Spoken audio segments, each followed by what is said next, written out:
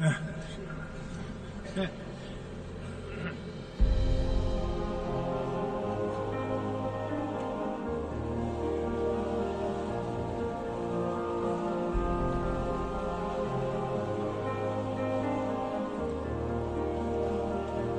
behalf of the General Assembly, I have the honor to welcome the United Nations, His Excellency Barack Obama, President of the United States of America, and to invite him to address the Assembly.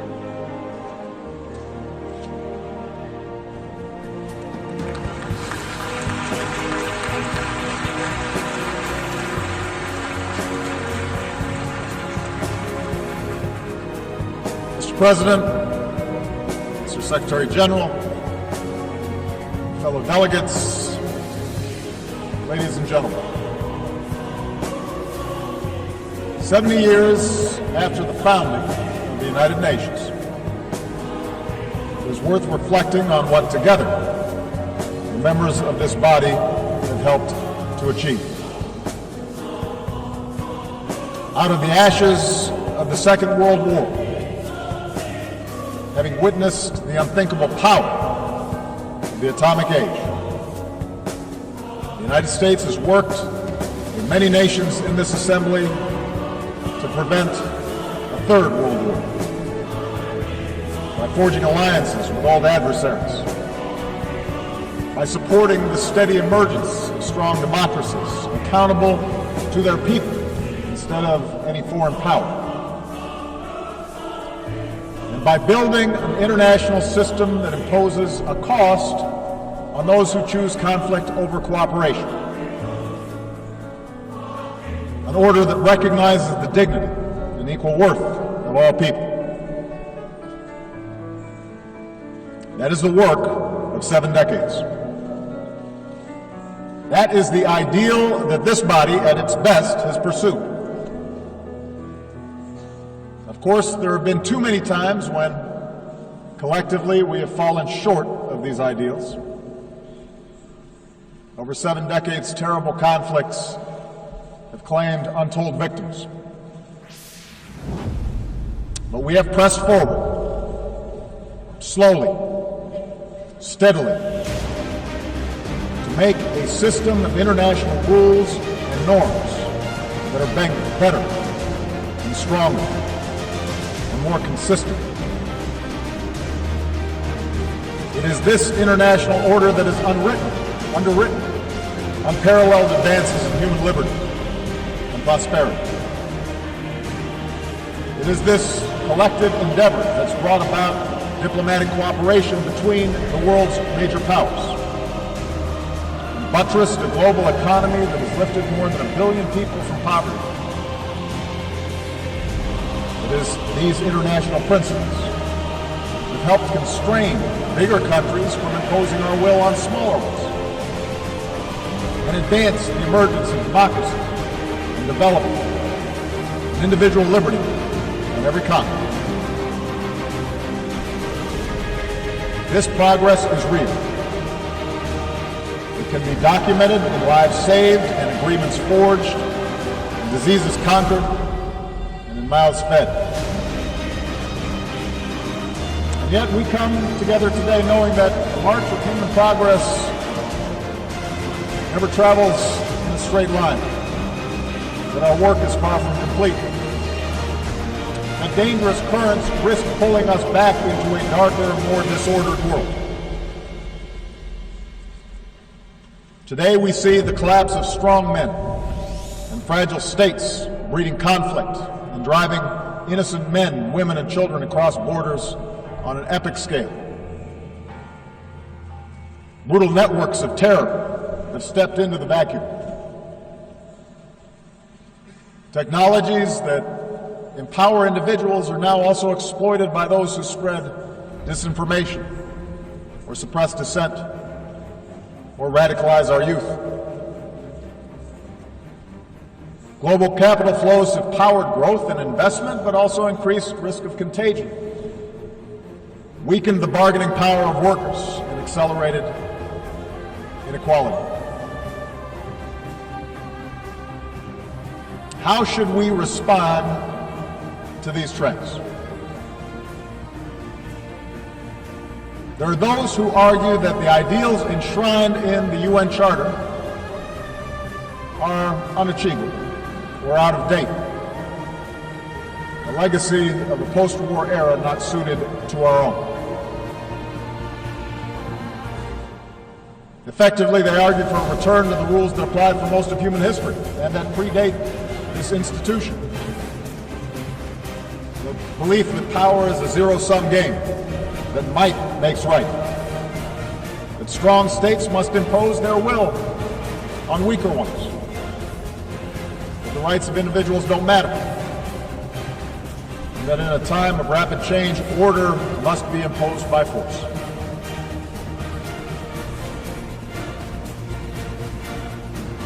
On this basis, we see some major powers assert themselves in ways that contravene international law. We see an erosion of the democratic principles and human rights that are fundamental to this institution's mission.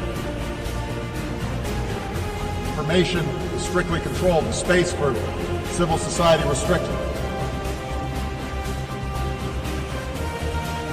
We're told that such retrenchment is required to beat back disorder, that it's the only way to stamp out terrorism or prevent foreign meddling. In accordance with this logic, we should support tyrants like Bashar al-Assad, who drops barrel bombs to massacre innocent children, because the alternative is surely worse.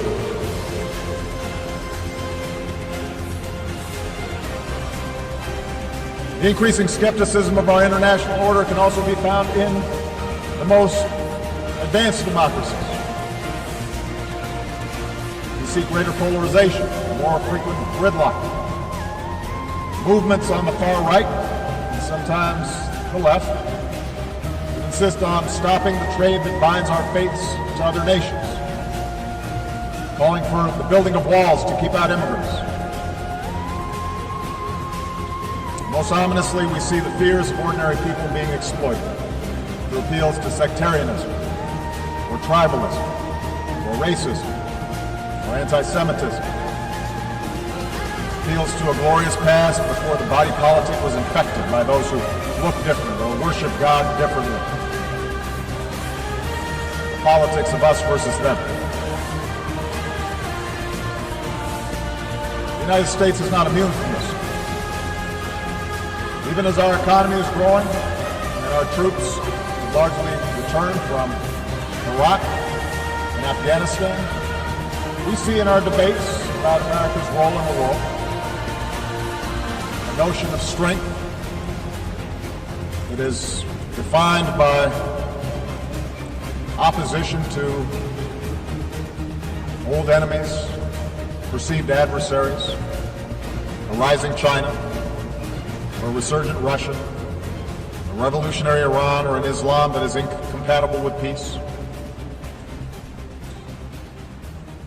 We see an argument made that the only strength that matters for the United States is bellicose words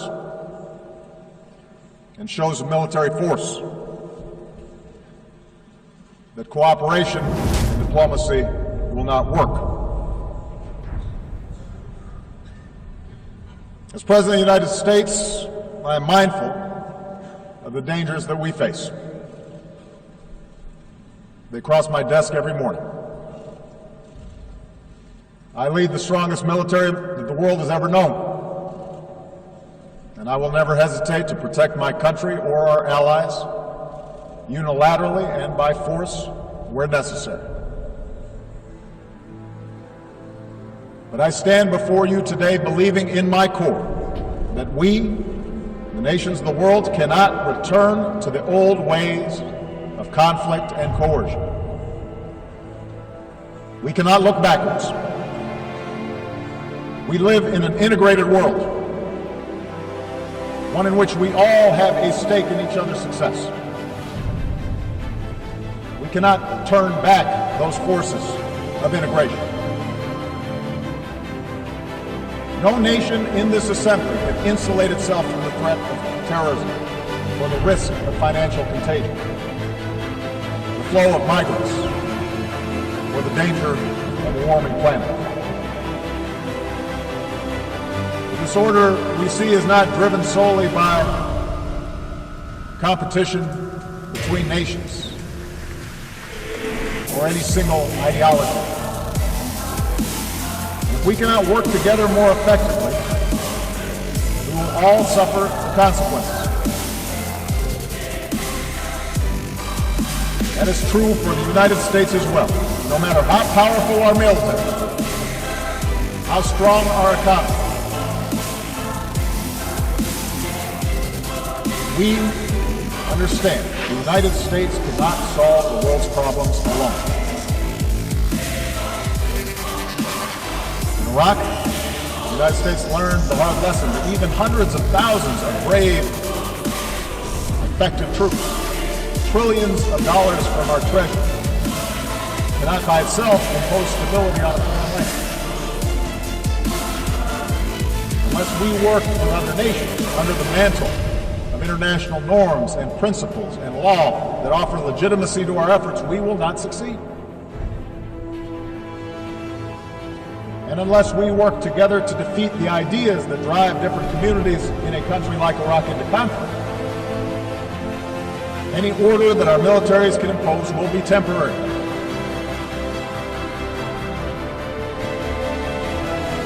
Just as force alone cannot impose order internationally, I believe in my core that repression cannot forge the social cohesion for nations to succeed. The history of the last 2 decades proves that in today's world, dictatorships are unstable. The strong men of today become the spark of revolution tomorrow. You can jail your opponents, but you can't imprison ideas. You can try to control access to information, but you cannot turn a lie into truth. It is not a conspiracy of U.S.-backed NGOs that expose corruption and raise the expectations of people around the globe. It's technology, social media, and the irreducible desire of people everywhere to make their own choices about how they are governed.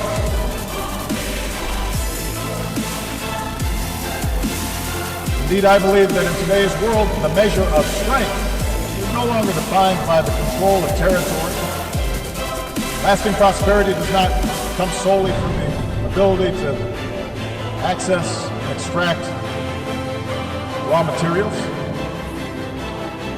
The strength of nations depends on the success of their people, their knowledge, their innovation, their imagination, their creativity, their drive, their opportunity. And that in turn depends on individual rights and good governance and personal security.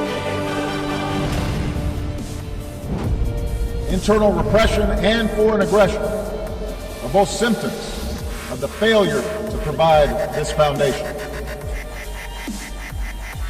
A politics of solidarity that depend on demonizing others, that draws on religious sectarianism or narrow tribalism or jingoism, may at times look like strength in the moment, but over time its weakness will be exposed. And history tells us that the dark forces unleashed by this type of politics surely makes all of us less secure. Our world has been there before. We gain nothing from going back.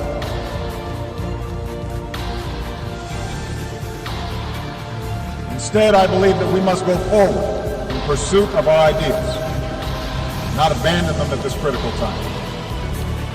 We must give expression to our best hopes, not our deepest fears.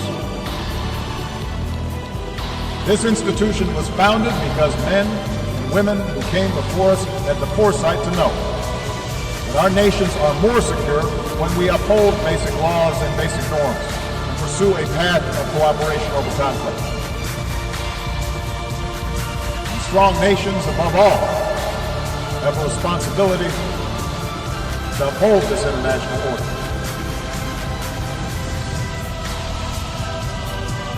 Let me give you a concrete example. After I took office, I made clear that one of the principal achievements of this body, the nuclear non-proliferation regime, was endangered by Iran's violation of the NPT. On that basis, the Security Council tightened sanctions on the Iranian government, and many nations joined us to enforce them. Together we showed that laws and agreements mean something. But we also understood that the goal of sanctions was not simply to punish Iran. Our objective was to test whether Iran could change course, accept constraints, and allow the world to verify that its nuclear program will be peaceful. For 2 years, the United States and our partners, including Russia, including China, stuck together in complex negotiations. The result is a lasting, comprehensive deal that prevents Iran from obtaining a nuclear weapon while allowing it to access peaceful energy. And if this deal is fully implemented, the prohibition on nuclear weapons is strengthened, a potential war is averted, our world is safer. That is the strength of the international system when it works the way it should. That same fidelity to the international order guides our responses to other challenges around the world. Consider Russia's annexation of Crimea and further aggression in eastern Ukraine. America has few economic interests in Ukraine. We recognize the deep and complex history between Russia and Ukraine. But we cannot stand by when the sovereignty and territorial integrity of a nation is blatantly violated. If that happens without consequence in Ukraine, it could happen to any nation gathered here today.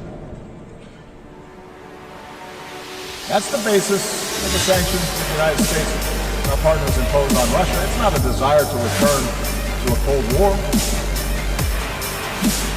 Now, within Russia, state-controlled media may describe these events as an example of a resurgent Russia.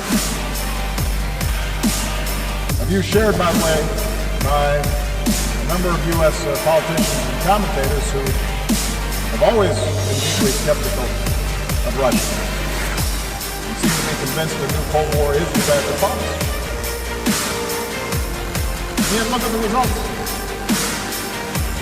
The Ukrainian people are more interested than ever in aligning with Europe instead of Russia. Sanctions have led to capital flight, a contracting economy, a fall in ruble, and the emigration of more educated Russians. Imagine if instead Russia had engaged in true diplomacy and worked with Ukraine and the international community to ensure its interests were protected. That would be better for Ukraine, but also better for Russia, and better for the world. Which is why we continue to press for this crisis to be resolved in a way that allows a sovereign and democratic Ukraine to determine its future and control its territory.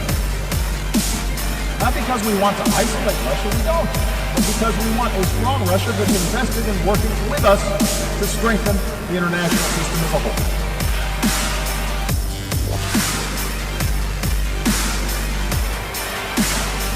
Similarly, in the South China Sea, the United States makes no claim on territory there. We don't adjudicate claims.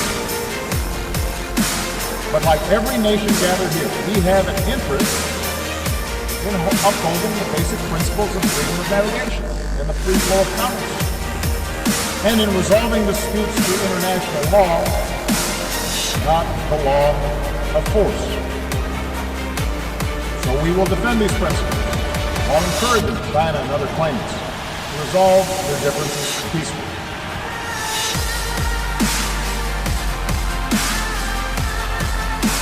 I say this recognizing that diplomacy is hard, that the outcomes are sometimes unsatisfying, that it's rarely politically popular. But I believe that leaders of large nations, in particular, have an obligation to take these risks, precisely because we are strong enough to protect our interests if and when diplomacy fails. I also believe that to move forward in this new era, we have to be strong enough to acknowledge when what you're doing is not working. For 50 years, the United States pursued a Cuba policy that failed to improve the lives of the Cuban people. We changed that. We continue to have differences with the Cuban government. We will continue to stand up for human rights, but we address these issues through diplomatic relations and increased commerce, people-to-people ties.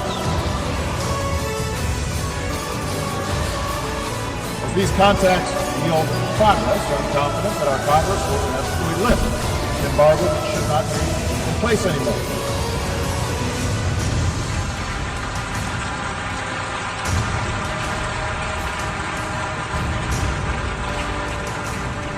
Change won't come overnight to Cuba, but I'm confident that openness, not coercion, will support the reforms and better the life the Cuban people deserve. Just as I believe that Cuba will find its success if it pursues cooperation with other nations. Now, if it's in the interest of major powers to uphold international standards, it is even more true for the rest of the community of nations. Look around the world. From Singapore to Colombia, Senegal. The facts show that nations succeed when they pursue an inclusive peace and prosperity within their borders and work cooperatively with countries beyond their borders. That path is now available to a nation like Iran, which, as of this moment, continues to deploy violent proxies to advance its interests. These efforts may appear to give Iran leverage in disputes with neighbors, but they fuel sectarian conflict that endangers the entire region and isolates Iran from the promise of trade and commerce. The Iranian people have a proud history and are filled with extraordinary potential. But chanting death to America does not create jobs or make Iran more secure. If Iran chooses a different path, that would be good for the security of the region, good for the Iranian people, and good for the world. Of course, around the globe, we will continue to be confronted with nations who reject these lessons of history. Places where civil strife, border disputes, and sectarian wars bring about terrorist enclaves and humanitarian disasters. Where order has completely broken down, we must act. But we will be stronger when we act together. In such efforts, the United States will always do our part. We will do so mindful of the lessons of the past. Not just the lessons of Iraq, but also the example of Libya, where we joined an international coalition under a UN mandate to prevent a slaughter. Even as we helped the Libyan people bring an end to the reign of the tyrant, our coalition could have and should have done more to fill a vacuum left behind. We're grateful to the United Nations for its efforts to forge a unity government. We will help any legitimate Libyan government as it works to bring the country together.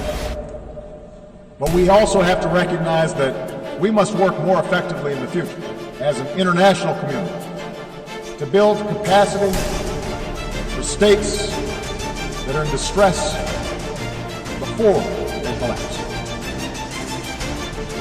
That's why we should celebrate the fact that later today, the United States will join with more than 50 countries to enlist new capabilities: infantry, intelligence, helicopters, hospitals, and tens of thousands of troops to strengthen the United Nations peacekeeping.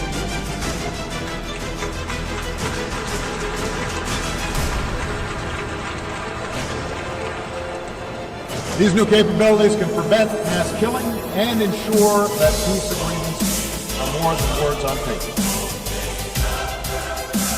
But we have to do it together.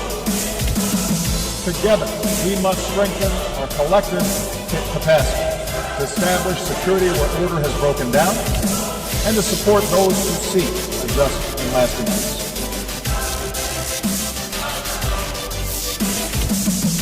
Nowhere is our commitment to international order more tested than in Syria.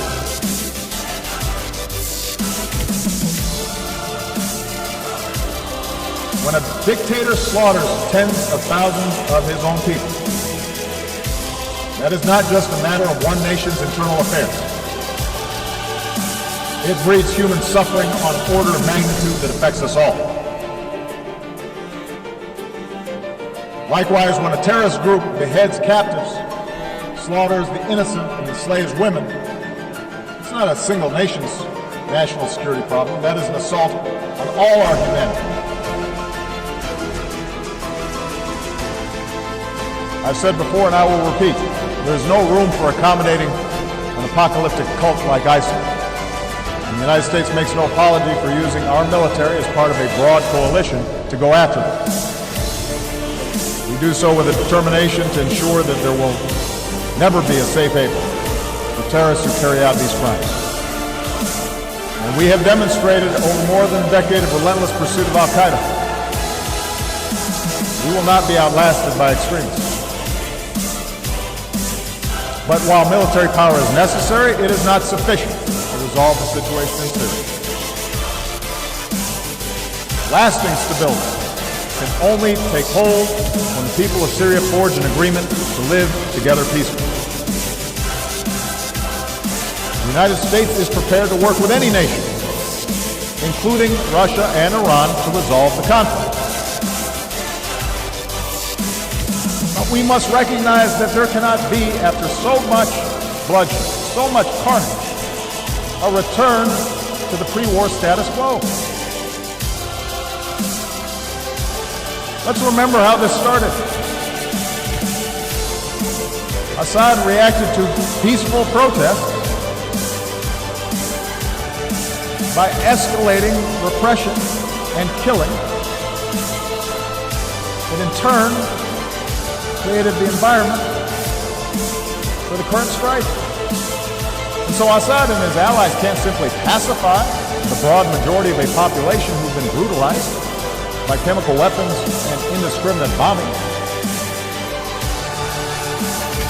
Yes, realism dictates that compromise will be required to end the fighting and ultimately stamp out ISIL.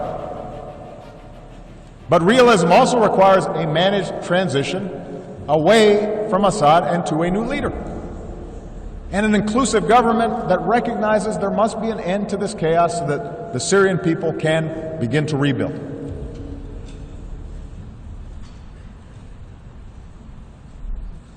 We know that ISIL, which emerged out of the chaos of Iraq and Syria, depends on perpetual war to survive. But we also know that they gain adherents because of a poisonous ideology. So part of our job together is to work to reject such extremism that infects too many of our young people. Part of that effort must be a continued rejection by Muslims of those who distort Islam to preach intolerance and promote violence. And it must also involve a rejection by non-Muslims of the ignorance that equates Islam with terror.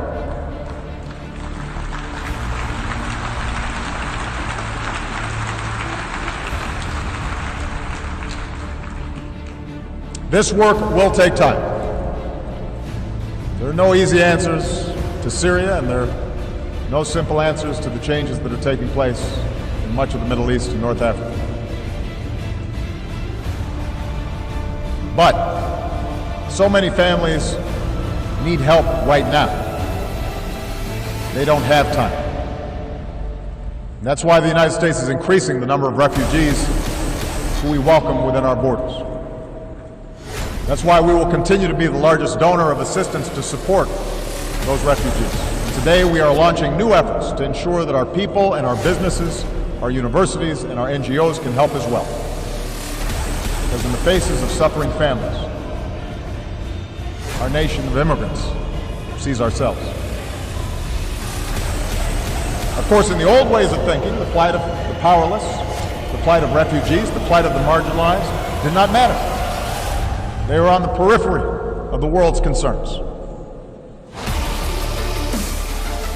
Today, our concern for them is driven not just by conscience, but should also be driven by self-interest. For helping people who've been pushed to the margins of our world is not mere charity. It is a matter of collective security. And the purpose of this institution is not merely to avoid conflict, it is to galvanize the collective action that makes life better on this planet. The commitments we've made to the Sustainable Development Goals speak to this truth. I believe that capitalism has been the greater creator of wealth and opportunity that the world has ever known. But from big cities to rural villages around the world, we also know that prosperity is still cruelly out of reach for too many. As His Holiness Pope Francis reminds us, we are stronger when we value the least among these and see them as equal in dignity to ourselves and our sons and our daughters. We can roll back preventable disease and end the scourge of HIV/AIDS. We can stamp out pandemics that recognize no borders.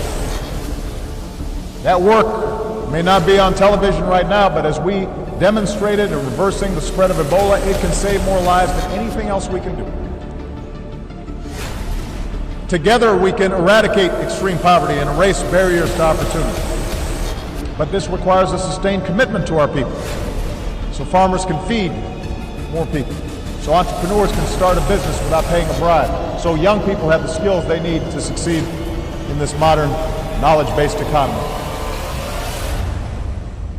We can promote growth through trade that meets a higher standard, and that's what we're doing through the Trans-Pacific Partnership, a trade agreement that encompasses nearly 40% of the global economy. An agreement that will open markets while protecting the rights of workers and protecting the environment that enables development to be sustained. We can roll back the pollution that we put in our skies and help economies lift people out of poverty without condemning our children to the ravages of an ever-warming climate. The same ingenuity that produced the industrial age and the computer age allows us to harness the potential of clean energy. No country can escape the ravages of climate change. There's no stronger sign of leadership than putting future generations first. The United States will work with every nation that is willing to do its part so that we can come together in Paris to decisively confront this challenge.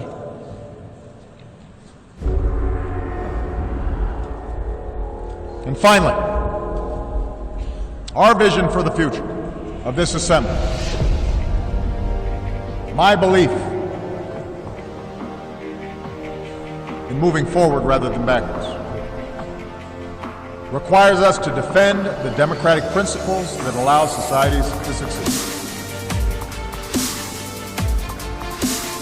Let me start from a simple premise. Catastrophes like what we are seeing in Syria do not take place in countries where there is genuine democracy and respect for the universal values this institution is supposed to defend.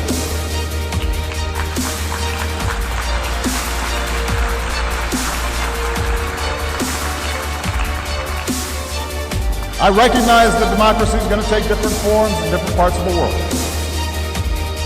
The very idea of a people governing themselves depends upon government giving expression to their unique culture, their unique history, their unique experiences. But some universal truths are self-evident. No person wants to be imprisoned for peaceful worship. No woman should ever be abused with impunity, or a girl barred from going to school. The freedom to peacefully petition those in power without fear of arbitrary laws. These are not ideas of one country or one culture. They are fundamental to human progress. They are a cornerstone of this institution. I realize that in many parts of the world there's a different view. The belief that strong leadership must tolerate no dissent. I hear it not only from America's adversaries, but privately at least I also hear it from some of our friends. I disagree. I believe a government that suppresses peaceful dissent is not showing strength, it is showing weakness, and it is showing fear. History shows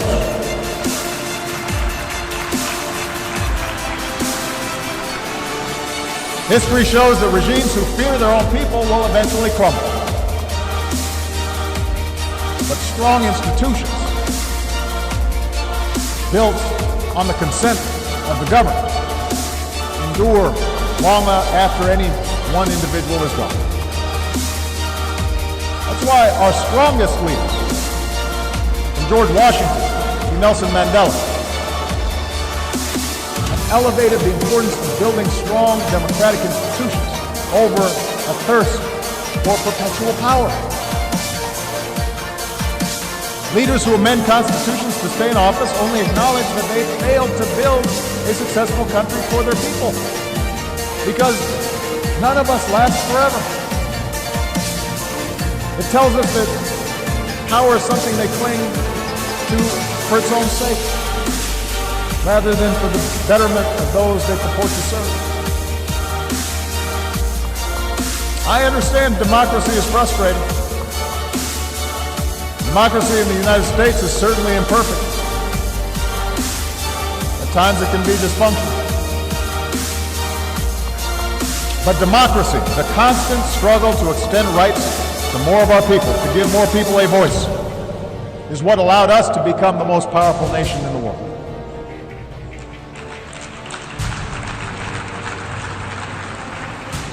It's not simply a matter of principle. It's not an abstraction. Democracy, inclusive democracy, makes countries stronger. When opposition parties can seek power peacefully through the ballot, a country draws upon new ideas. When a free media can inform the public, corruption and abuse are exposed and can be rooted out. When civil society thrives, communities can solve problems that governments cannot necessarily solve alone. When immigrants are welcomed, countries are more productive and more vibrant. When girls can go to school and get a job and pursue unlimited opportunity, that's when a country realizes its full potential.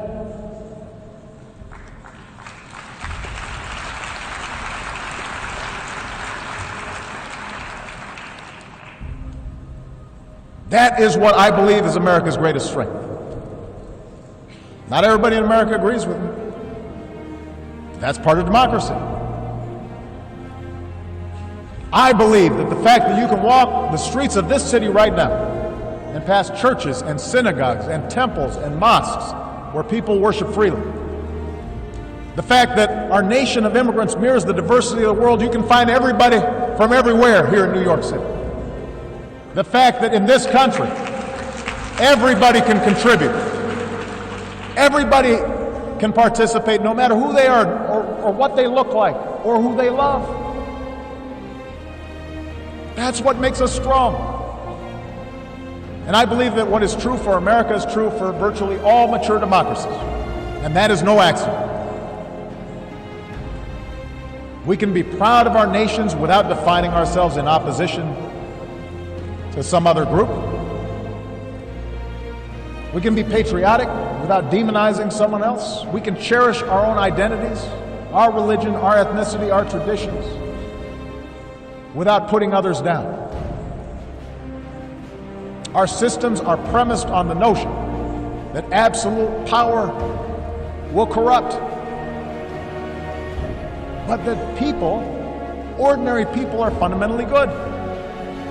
That they value family and friendship, faith, and the dignity of hard work. And that with appropriate checks and balances, governments can reflect this goodness. I believe that's the future we must seek together. To believe in the dignity of every individual. To believe we can bridge our differences. choose cooperation over conflict. That is not weakness, that is strength.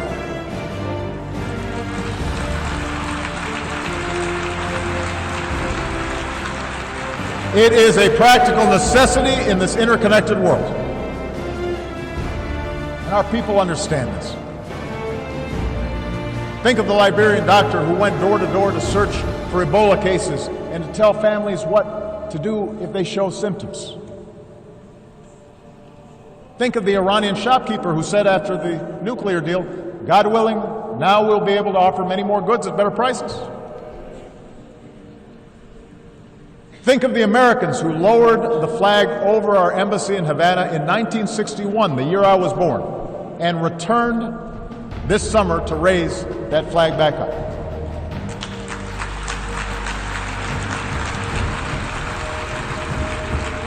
One of these men said of the Cuban people, we could do things for them and they could do things for us. We loved them.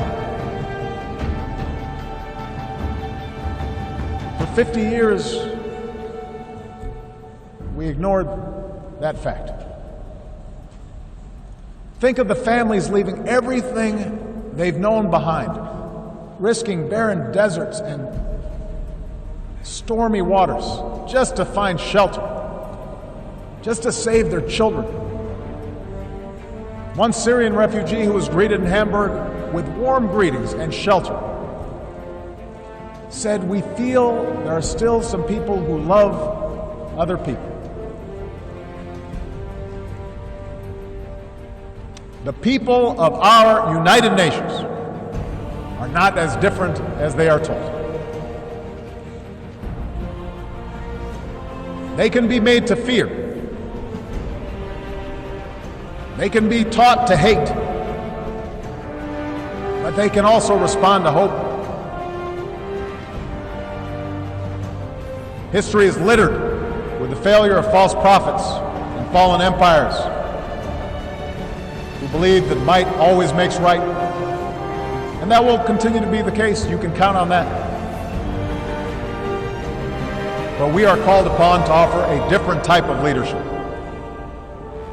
Leadership strong enough to recognize that nations share common interests and people share a common humanity. And yes, there are certain ideas and principles that are universal. That's what those who shaped the United Nations 70 years ago understood. Let us carry forward that faith into the future, for it is the only way we can assure that future will be brighter for my children and for yours. Thank you very much.